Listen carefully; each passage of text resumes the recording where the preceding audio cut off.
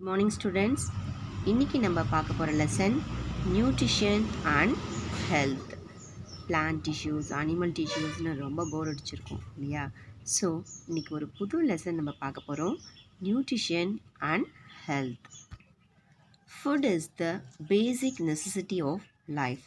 நம் உயிர் வாழ உணவு அடிப்படை தேவையாக இருக்குது.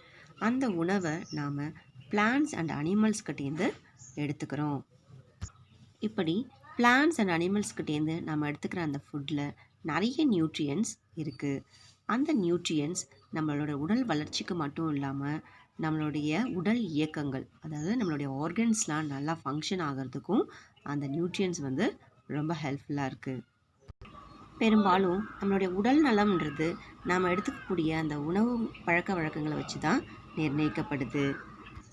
சத்துக்கள் நிறைந்த உணவுகளை நம்ம எடுத்துக்கும் போது நம்ம உடல் ஆரோக்கியமாக இருக்குது. பொதுவாகவே வெஜிடபிள்ஸ், க்ரீன்ஸ்லாம் பார்த்திங்கன்னா ரொம்ப குக் பண்ணக்கூடாதுன்னு சொல்லுவாங்க. ஏன்னா அதை ரொம்ப நேரம் நம்ம குக் பண்ணால் அதில் இருக்கக்கூடிய நியூட்ரியன்ஸ் எல்லாம் எவாப்ரேட் ஆகிடும்.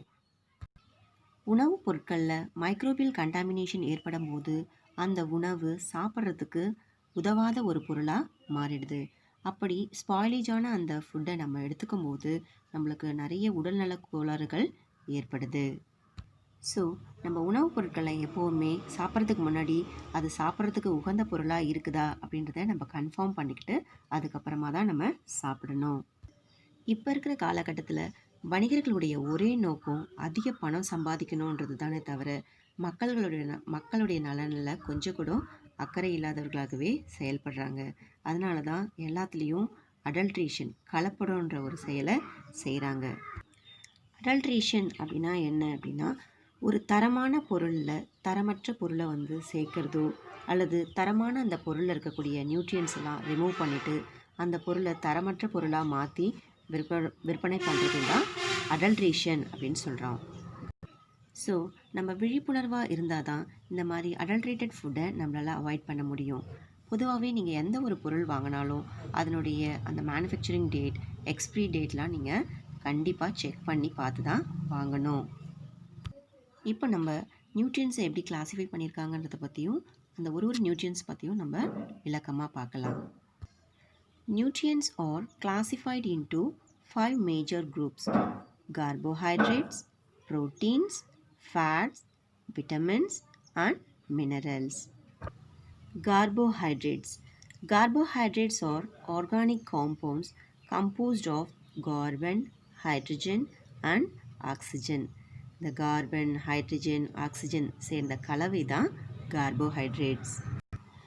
Carbohydrate is an essential nutrient which provides the cheap source of energy to the body.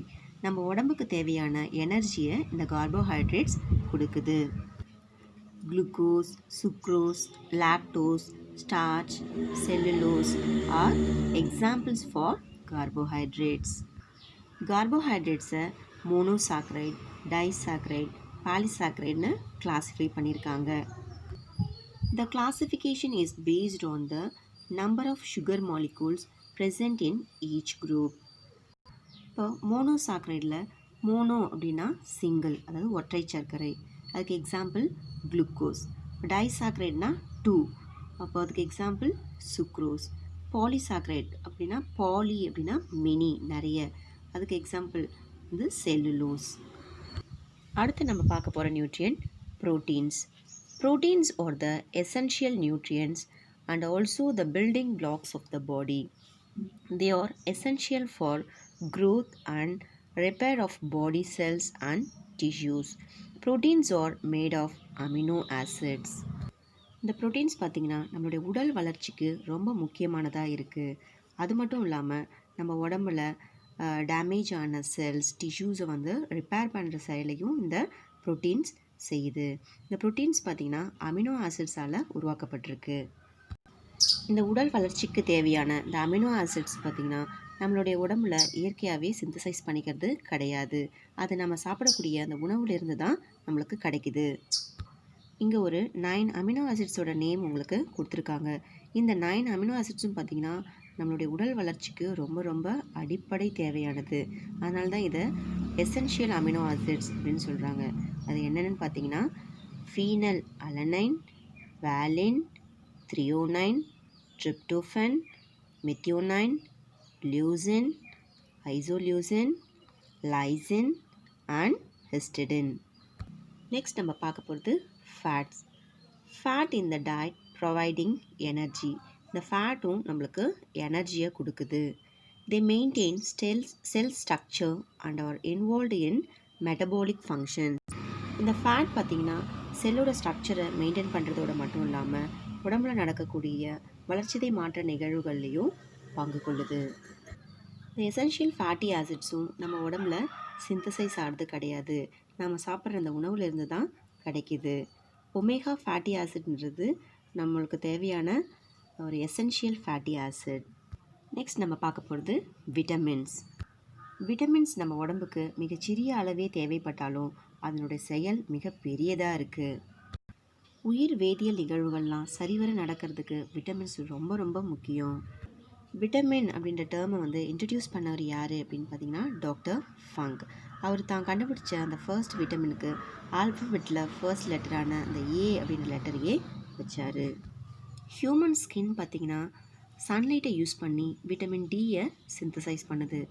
Especially yearly மார்னிங்கில் இருக்கக்கூடிய அந்த சன்லைட்டை விட்டமின் டியை நல்லா சிந்தசைஸ் பண்ணுது. சன்லைட் நம்ம ஸ்கின் மேலே படும்போது நம்ம உடம்புல இருக்கக்கூடிய அந்த டீஹைட்ரோ கொலஸ்ட்ரால் விட்டமின் டியாக கன்வெர்ட் ஆகுது. அதனால தான் நம்ம விட்டமின் டியை சன்ஷைன் விட்டமின் அப்படின்னு சொல்கிறோம். Vitamin D improves bone strength by helping body to observe calcium. Minerals are inorganic substances required as an essential nutrient by organisms to perform various biological functions necessary for life. They are the constituents of teeth, bone, tissues, blood, muscle and nerve cells. இதெல்லாம் minerals காணப்படுது. நம்ம உடம்புக்கு தேவைப்படக்கூடிய மினரல்ஸை macro minerals, micro மினரல்ஸ்னு பிரிச்சிருக்காங்க. Macro மினரல்ஸ்னால் அதிக அளவுக்கு தேவைப்படக்கூடியது, micro மினரல்ஸ்னால் சிறிதளவே போதுமானது. பார்த்திங்கன்னா calcium, phosphorus, potassium, sodium and magnesium இதெல்லாம் பார்த்திங்கன்னா மேக்ரோ மினரல்ஸ். அதே போல் sulphur, iron, chlorine, cobalt, copper, zinc, manganese, molybdenum, iodine and selenium இதெல்லாம் பார்த்திங்கன்னா மைக்ரோ மினரல்ஸ். அடுத்தது நம்ம டெஃபிஷியன்சி டிசீஸ்னால் என்னன்றதை பற்றி பார்க்க போகிறோம். அதாவது absence of certain nutrients in our daily diet over a long period of time leads to deficiency diseases. அதாவது ஒரு பர்டிகுலர் நியூட்ரியன்ட் ரொம்ப லாங் பீரியடாகவே நம்ம உடம்புக்கு கிடைக்காமே இருக்கும்போது அதனால் ஏற்படக்கூடிய அந்த டிசீஸ் தான் டெஃபிஷியன்சி டிசீஸ் அப்படின்னு சொல்கிறோம். இப்போ நம்ம ப்ரோட்டீன் டெஃபிஷியன்சி டிசீஸான குவாஷியோகர் அண்ட் மராஸ்மஸ் பற்றி பார்க்க போகிறோம். குவாஷியோகர், it is a condition of severe protein deficiency. It affects children between 1 to 5 years of age whose diet mainly consists of carbohydrates but lack in proteins. இப்போ இந்த disease பார்த்திங்கன்னா ஒரு severe protein deficiency disease அப்படின்னு சொல்கிறாங்க. இப்போ இந்த disease 1 to 5 இயர்ஸில் இருக்கக்கூடிய குழந்தைகளை தாக்கக்கூடியது. இப்போ இந்த குழந்தைகள் அவங்க எடுத்துக்கக்கூடிய அந்த ஃபுட்டில் பார்த்திங்கன்னா கார்போஹைட்ரேட்ஸ் மட்டுமே இருந்து ப்ரோட்டீன்ஸ் கொஞ்சம் கூட இல்லாத பட்சத்தில் ஏற்படக்கூடிய டிசீஸ் தான் இந்த குவாஷியோகர். அடுத்தது லாஸ்ட் நம்ம பார்க்க போகிறது மராஸ்மஸ்.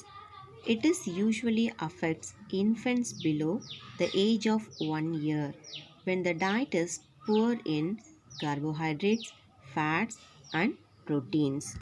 இந்த மராஸ்மஸ் பார்த்திங்கன்னா ஒரு வயதுக்குட்பட்ட குழந்தைங்களை தாக்கக்கூடியது. இப்போ அந்த குழந்தைகளுடைய உணவில் பார்த்திங்கன்னா கார்போஹைட்ரேட்ஸ், ஃபேட், ப்ரோட்டீன்ஸ் இதெல்லாம் மிக மிக குறைவாக கிடைக்கும்போது அதனால் அவங்களுக்கு ஏற்படக்கூடிய டிசீஸ் தான் மராஸ்மஸ்.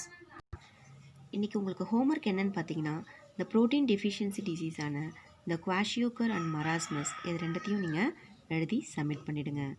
இந்த லெசனோட கண்டினியூவேஷனை நம்ம நெக்ஸ்ட் கிளாஸில் பார்க்கலாம். தேங்க்யூ.